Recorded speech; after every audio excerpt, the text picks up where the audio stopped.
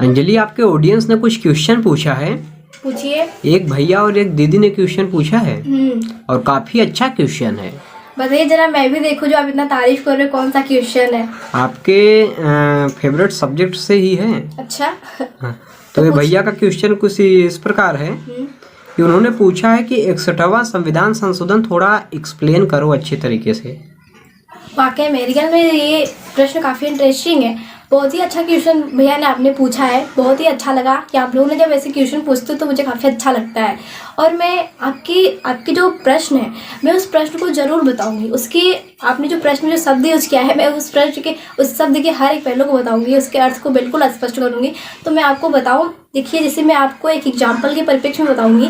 देखिए जैसे कि अगर ये जो आपका 61वां संविधान संशोधन था, इसमें आयु को लेके यानी कि वर्ष को लेके मुद्दा बनाया गया है। इतना मैं आपको हिंट्स दे रही हूँ, फिर मैं आगे इसी विस्तार से बताऊंगी। देखिए जैसे कि अगर गांव स्तर पे भी चुनाव होता है तो उसमें भी आयु की बात की जाती है। वहाँ पे भी आयु देखा जाता है कि कौन से मतलब जो नागरिक है उनकी आयु कितनी है और कितनी आयु के होने के बाद भी वो मतदान दे सकते हैं, मतदान कर सकते हैं, अपने प्रतिनिधि चुन सकते हैं।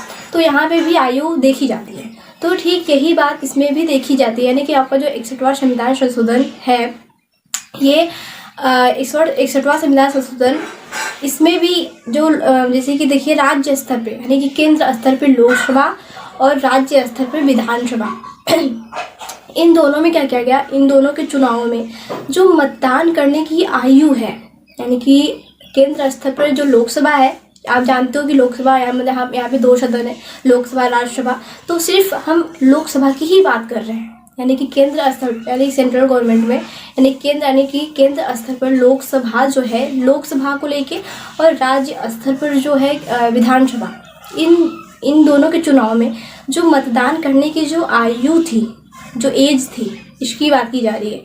तो इसको क्या किया गया, इसको घटा दिया गया। ये पहले कितना था, यानी कि लोकसभा के चुनाव में और विधानसभा के चुनाव में केंद्र स्तर पर यानी कि जो लोकसभा थी उसके चुनाव में, और राज्य स्तर पर जो विधानसभा थी उसके चुनाव में जो मतदान करने की आयु थी, इस आयु को पहले कितना आयु था, पहले 21 वर्ष था। लेकिन क्या किया गया, इसको घटाकर 21 से 18 वर्ष तय कर दिया गया। यानी कि आपका जो 61वां संविधान संशोधन था 1989 में, इसको क्या किया गया, इस संशोधन के जरिए ही लोकसभा में जो मतदान करने की एज को और राज्य स्तर पर विधानसभा में जो मतदान करने की एज को घटा दिया गया।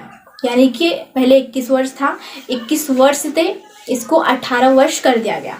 आपके सवालों का जवाब आई होप कि आपको मिल गया होगा। और दीदी ने पूछा है कि 44वें संविधान संशोधन द्वारा मौलिक अधिकारों से संपत्ति का अधिकार क्यों हटा दिया गया, इसका क्या कारण था?